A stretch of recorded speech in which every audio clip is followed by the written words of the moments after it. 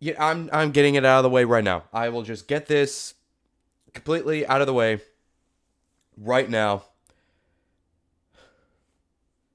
Those of you who have been with me since I started this channel a little over a year ago, I started it in August of last year. Uh, and those of you who have been with me know that I am a diehard New England Patriots fan. I have been a fan ever since I started watching football back in, was it the 2011 season, the 2012 playoffs.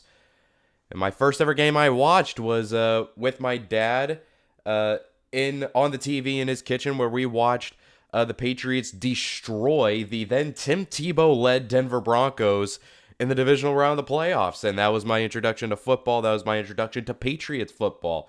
And I've been a fan ever since. I will admit, I've been incredibly spoiled.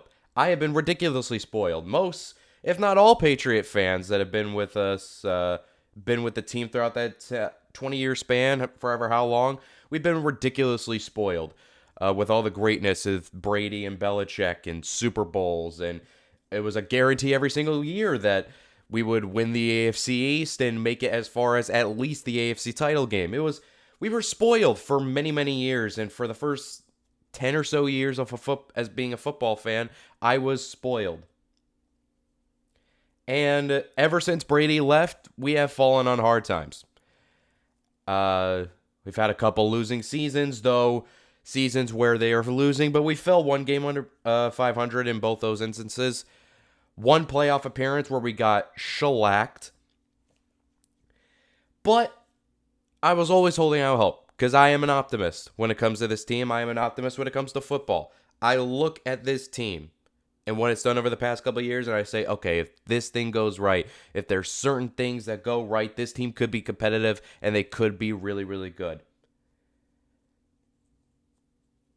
And it was like that coming into this season. Really close loss to Philly, where we could have won that game. Really close loss to Miami. We rebound against the Jets and get a desperate needed win, but even then, there was like, okay, we could have piled it on more. And then this past Sunday happened and everything just hit the fucking fan. The one time that I remember a loss this terrible, being a fan of this team, was back in 2014. Those of you who were a fan at that point probably know what I'm talking about. Ironically, another week 4 game, Monday Night Football against the Kansas City Chiefs in Arrowhead, where Tom Brady and the Patriot offense couldn't do anything against the Chiefs. Jamal Charles just ran all over us, and we lost that game 42-14. I remember being 14 years old, staying up on a school night, and I sat there, I watched the entire game because I had the mindset of, hey, you talk so much shit, you talk about this team nonstop, sit there and take the pain. Boy, it was really hard to have that mentality on Sunday. Patriots went into Dallas and got absolutely demolished in Jerry World, 38-3. Outside of the first drive of the game, it was basically not competitive at all. And it wasn't just that they got blown out on the road against a Super Bowl contending team in the Dallas Cowboys that is coming into this week incredibly pissed off after getting humiliated by the Arizona Cardinals. If it was just that, it wouldn't be that terrible. But it's the little things in this game that made me want to be on the verge of detaching myself from this team. First of all, let's just get it out of the way. Mac Jones played easily his worst game as a pro. This was the worst game I've seen him play, even going back to his days at Alabama. He looked good on the first drive. He's making some good throws. He had what should have been a touchdown pass to Mike Gesicki that was just a little bit out of his reach, but we've seen Gesicki make catches like that in the past. And, it looked competitive at first, And we've seen this before where Mac's made mistakes in the past, but he's always been able to rebound. He's always been able to he's very good at putting things behind him. I don't know what happened, but we were in it. We were competitive. And then Mac Jones gets strip sacked by a defender that he didn't see right behind him. He didn't sense the pressure at all. Strip sack at their own 10-yard line. Lane Vander Esch scoops and scores. Now all of a sudden we're in a big hole. And I'm sitting there and I'm like, here we go again. We keep doing this to ourselves where the team keeps putting themselves in this deep ass hole early in the game that the offense can't take themselves out of. They don't have enough talent that they play consistently at this moment in time where they could dig themselves out of that hole. And then after that play, I don't know what happened to Mac, but that whole Mac's very good at putting mistakes behind him thing, that just went out the fucking window, and he started doing the most boneheaded things where he ran to his right, threw it back across his body, completed it to Kendrick Bourne. Shouldn't have thrown it to begin with, but he completed it. KB was able to struggle, pick up a first down. And then like 2 plays later, does the exact same thing. And this time the DB read it like a book, picked it off, returned it for a pick six. There were 3 times in this game where Mac Jones should have been pick sixes. Because the very next drive, he threw it right into the stomach of Jaron Kearse, should have been picked off and should have been housed. And then later in the game in the third quarter, Mac Jones on a 4th down throws a ball late to Juju Smith-Schuster, also throws it a little behind him, where it's the same guy, Deron Bland, picks it off again, and if it weren't for Juju tackling him, he could have housed it for his second pick six of the game. You could have been walking out of this game where Mac Jones threw not just 3 interceptions, 3 pick sixes. The guy that we saw as a rookie, where he was calm, he was poised, he was making the smart decisions, he was making all the smart reads, he knew what he was seeing on the field. I don't know what happened to him. I don't know if last year, with the whole offensive coordinator bullshit from last year, if that destroyed his confidence. I don't know if it just completely destroyed his mentality where he feels like he now has to play hero ball all the time because we don't have a whole lot of talent that we play on the offensive side of the ball. I don't know what it is, but something just went haywire, and it resulted in him getting benched. And he single-handedly lost us the game. Now, he's not the only problem with this team. He's not the only problem. But on Sunday, he was the main one. Next up, there's a few things with this. Because it's not, like I said, it's not just on Mac. It's not just on Mac. The offensive line has been a fucking turnstile. This offensive line, there were questions about it going into, even from the preseason, where they're like, oh, this offensive line doesn't look good. And I was like, hey, relax. It's mostly the backups. Once the starters come in, everything's going to be fine. The only problem is we've played one game this year so far where at least 4 of the starters of the offensive line actually played the game together. One game, and that was the Jets game. And once you know it, we played relatively fine. Cole Strange has been dealing with injuries for most of the year. Mike Onwenu, I don't know what happened to him. He has not played well so far this year. Trent Brown's been better. And right tackle has just been a fucking shit show. Lowe has been terrible. Calvin Anderson has been a liability when he's out there. Riley Reif's supposed to be eligible to come off IR this week. Is that the answer? I don't know. He's 34 years old. I don't fucking know. City he was a guard that they drafted to play tackle, and he didn't play well at tackle when they played him at there. I don't know what you do with this offensive line. Adrian Clem is looking like a horrible hire right now because this offensive line has just been a complete liability. The strength of this team was supposed to be the offensive line and their run game, and on the ground, they have not been able to do anything. They have not done anything. Ramondre Stevenson so far has been a bust this year. He's averaging less than a yard after contact. That was the whole thing with him last year was you hit it. He's big. He's like 6 foot, 240 pounds or something. his whole thing is he had incredible contact balance. You hit him, he's not going to go down on first contact, and he's going to be able to pick up and fall forward for a few more yards. He has not been that guy this year. Zeke Elliott's been that guy, but we can't rely on Zeke because they haven't given him the fucking football. And that's another thing with Zeke, is that Zeke played his best game last week. He's coming home to Dallas where he spent his first, 7 years, 8 years of his career in Dallas. You know this game meant so much to him. You know he wanted to come and make an impact. You know he wanted to beat this team. And you give him, 6 carries on the day? And he's our best running back at the moment from a production standpoint. And you're just refusing not to give him the football? Why? I don't get it. And then you get to the receiver part about it. Fuck. I can't speak because this fucking team. So, I don't know what this whole thing with the offense has just been living proof to me that Belichick needs to have GM responsibilities taken away from him.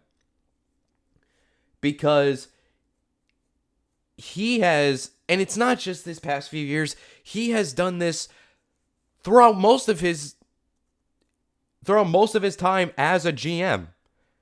The vast majority of it, I would say, where he just doesn't go for the most explosive offensive players.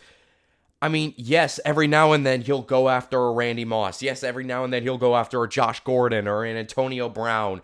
Or he'll find a Rob Gronkowski in the draft. Every now and then, hell, a fucking broken clock's once every now and then.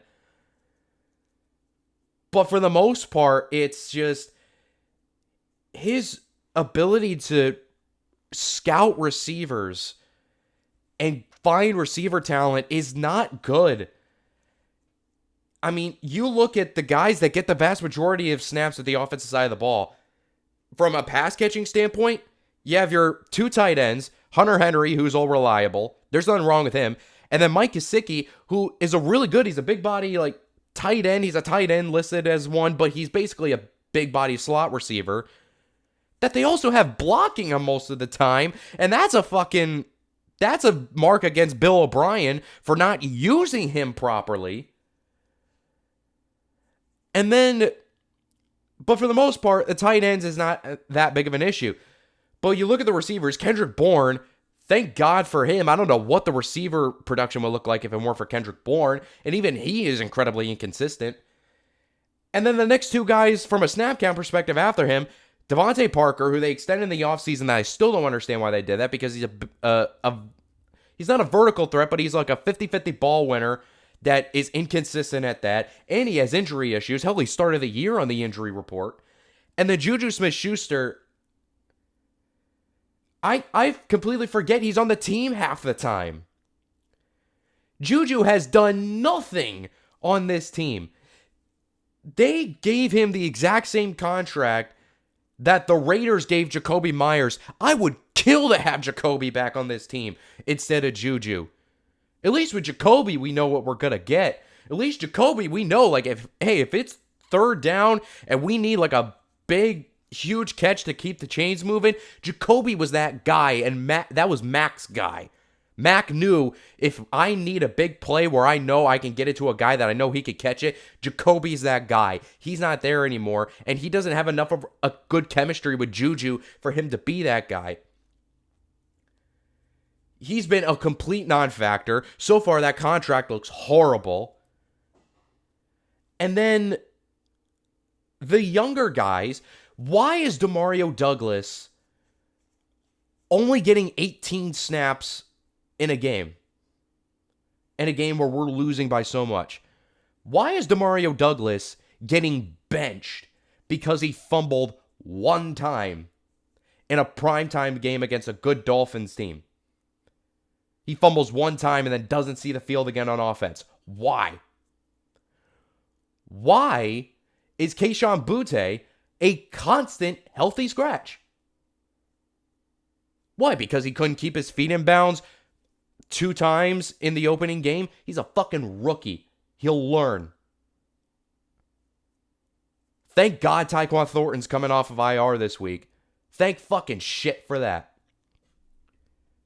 Because holy shit, none of these guys that they play can separate outside of Demario Douglas. And even then, he doesn't see the field that much. They don't try and get him the football that much. The one time he touched the football yesterday, he went for 42 yards and he put on this sick-ass juke move, snatched a DB's ankles, and then doesn't get the ball for the rest of the game. You're telling me Bill O'Brien can't figure out a way to manufacture touches for him? Get it to him on end arounds, use him as a gadget player. That's basically what he is. You're telling me we can't figure out a way to get the ball into Demario Douglas's hands?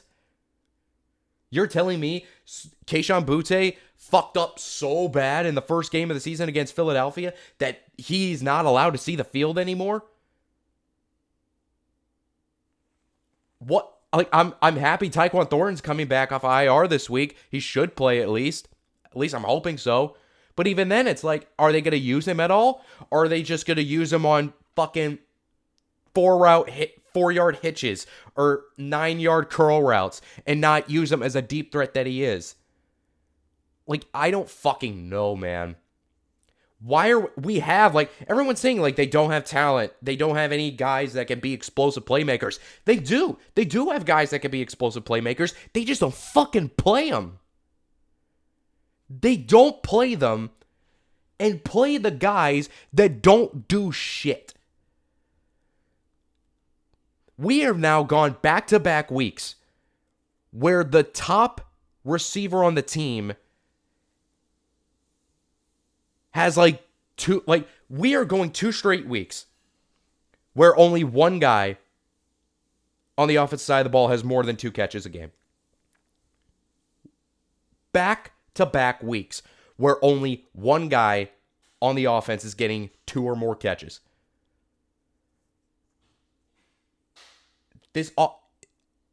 And Bill O'Brien was supposed to be the savior. He was supposed to be like, hey, we're bringing him in because last year was a fucking disaster. Last year, it was a disaster. It was a horrible blemish on Belichick's resume to make Matt Patricia a failed defensive coordinator and think he could call plays on offense.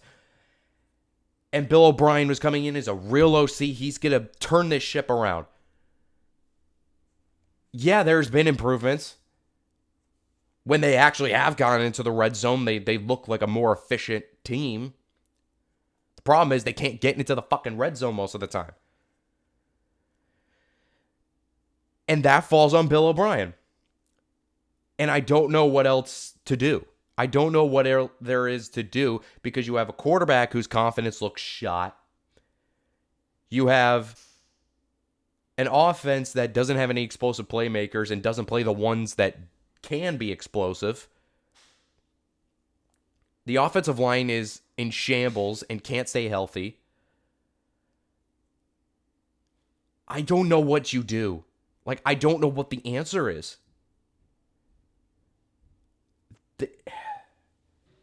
And then I haven't even talked about the defense. The defense looks fine. The defense played as well as they could yesterday, but even then, we're having question marks because our 2 best defensive players got injured yesterday. Christian Gonzalez dislocated his shoulder. Who knows how long he's going to be out for.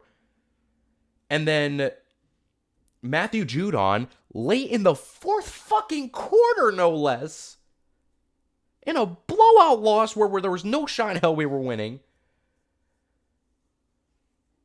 fucking tears a muscle in what I don't even remember fully what it was, but tears a muscle in his arm, and it looks like it's going to require surgery, which means he's probably going to be out for the year. Ellen, depending on how severe Christian Gonzalez's injury is, he might also be out for the year. Like, everything that could have gone wrong on Sunday for the New England Patriots did go wrong.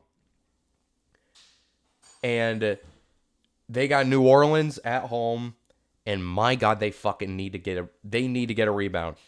And they can't just merely beat the Saints. That's the thing. Like, in order to restore some kind of hope that this season can be somewhat salvageable, they need to not just beat the Saints. They need to blow out the Saints. Because you think the Patriots are stuck in mediocrity right now. The Saints are stuck in fucking purgatory. They can't just merely beat the Saints. They can't beat the Saints the way they beat the New York Jets. They can't do that. You can't expect them to just win 17-10 and think, okay, we can calm down, that everything's going to be fine. No, they got to actually, the offense needs to put up points. And that's the struggle. It's like this offense, it's like the idea of scoring more than 20 points is just too much for this offense to ask for, apparently. And I get that. I get it. It's only week 4. There's still 13 games left to go in the season. And I alluded back to that loss in Kansas City many years ago on Monday Night Football, where they got blown out. Everyone's saying, hey, the Patriots look done for. They don't look like a good team. And then they rebounded. And then they won a bunch of games. I think they only lost 2 games for the rest of that year. But the problem is,